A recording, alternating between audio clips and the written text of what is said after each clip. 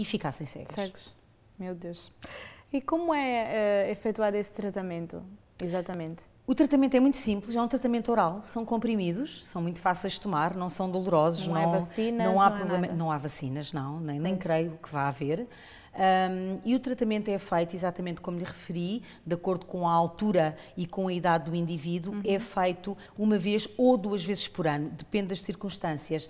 Hoje em dia, porque estamos a falar mais uma vez de zonas do globo onde os cuidados de saúde são deficientes, há equipas treinadas que durante anos e anos fazem, organizações não governamentais, que fazem a distribuição deste medicamento até pela simplicidade da sua utilização. Não requer situações muito especiais. Claro que estas equipas que são treinadas têm apoio médico, porque o medicamento tem que haver um diagnóstico e tem que ser, claro. No caso dos doentes, tem que ser avaliada a questão da visão e tomadas também outras precauções, além da própria utilização do Mectizan. E nesse caso, a cura é definitiva ou pode haver possibilidade de reincidência? Pois muito bem, nós não assumimos que a cura é definitiva por enquanto, por isso anualmente estes indivíduos que vivem nestas regiões são, digamos, tratados ou preventivamente ou, digamos, mesmo pelo facto de já estarem infectados, são tratados com o Mectizan, mas como lhe dizia há pouco, há estudos que apontam para a possibilidade, e estão a ser feitas algumas investigações em populações onde paramos a utilização do medicamento durante algum tempo para ver se já conseguimos eliminar completamente a doença. Ou seja, neste momento nós continuamos a administrar anualmente o medicamento porque nada nos garante que não haja, digamos, continuação da infecção. E esse medicamento tem algum efeito secundário? Não, a segurança do medicamento obviamente tem alguns efeitos adversos, pode assumir alguns efeitos gastrointestinais, mas o medicamento é muito seguro. Ele realmente, quando apareceu, não apareceu para os humanos. A Merck usou este medicamento sempre em animais. Ele depois, para vir para os humanos, para poder ser utilizado nos humanos, teve um programa de investigação muito longo, apesar da Merck saber, à partida, que nunca podia vender o medicamento, porque o custo que o medicamento ia ter depois do programa de investigação para o adaptar ao ser humano era tão elevado que as pessoas que precisavam dele em países tão pobres nunca o poderiam comprar, nem os seus governos, e portanto ele foi desenvolvido só para ser dado, para ser doado, mas efetivamente o medicamento tem uma segurança muito grande e portanto não há nenhum tipo de apoio particular que tenha que ser dado a estes doentes, como existe noutras terapêuticas, só pelo facto de terem que fazer o medicamento. Não, a relação de benefício-risco é muito elevada no caso do Mectizan.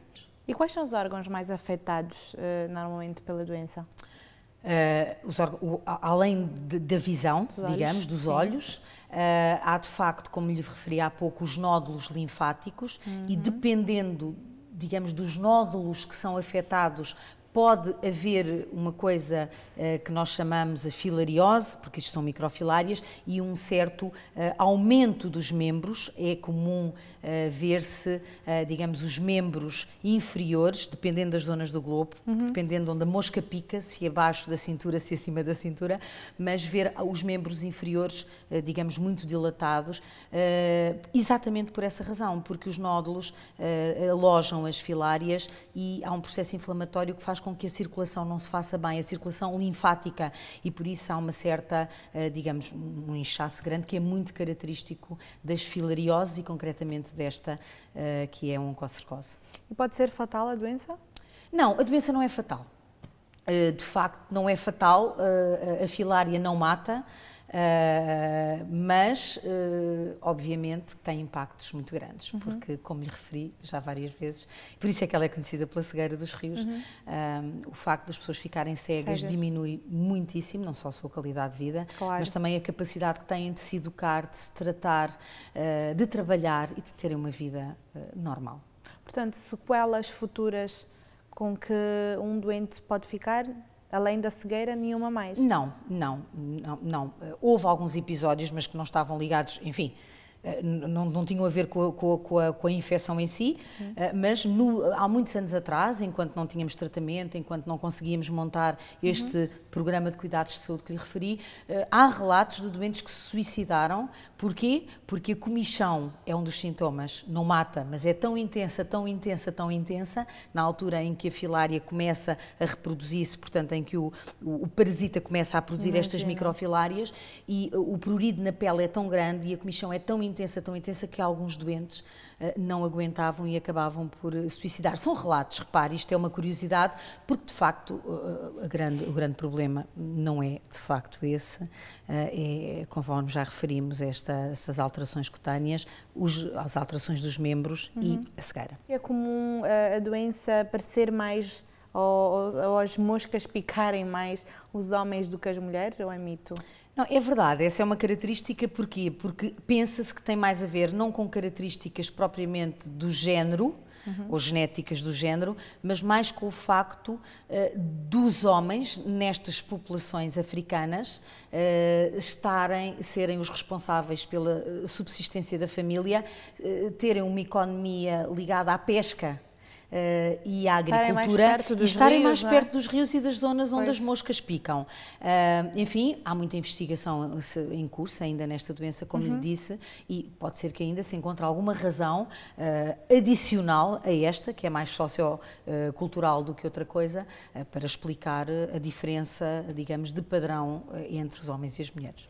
Portanto, digamos que a única forma de prevenção é talvez não estar tão perto desses rios, dessas zonas. É verdade. Não ter contacto com essas pessoas. É verdade. E isso aconteceu, devo dizer-lhe, que quando estas populações começaram a perceber que o facto de serem picadas dezenas de vezes por dia começaram a associar e a relacionar com a cegueira e com tudo o que lhes acontecia, nomeadamente estes problemas cutâneos e esta, digamos, intenso prurido e comichão, houve populações, pequenas aldeias, com 5 mil habitantes, êxodos autênticos para outras regiões, para fugirem daquela região onde havia as moscas.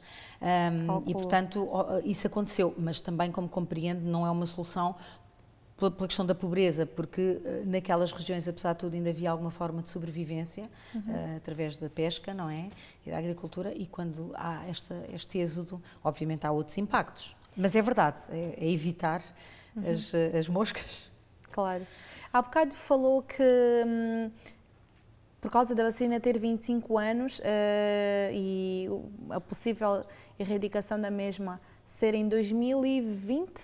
É o novo, digamos, é a nova data, perdão, que a Organização Mundial de Saúde e o programa estimam para a eliminação completa, digamos, desta filariose. Portanto, estamos quase a erradicar essa terrível Nós enfermidade. Esperamos que sim, nós esperamos que sim. Acha que pode ser antes ainda? Eu creio que há zonas na carta, digamos, que define a epidemiologia desta doença. Eu acho que há zonas onde já se acredita que há quase a eliminação total, ou a eliminação total mesmo, da filária, portanto, desta filariose. Mas, de facto, a erradicação é um processo que tem que ser verificado pela Organização Mundial de Saúde e é um processo que garante que não há mais a doença no globo terrestre.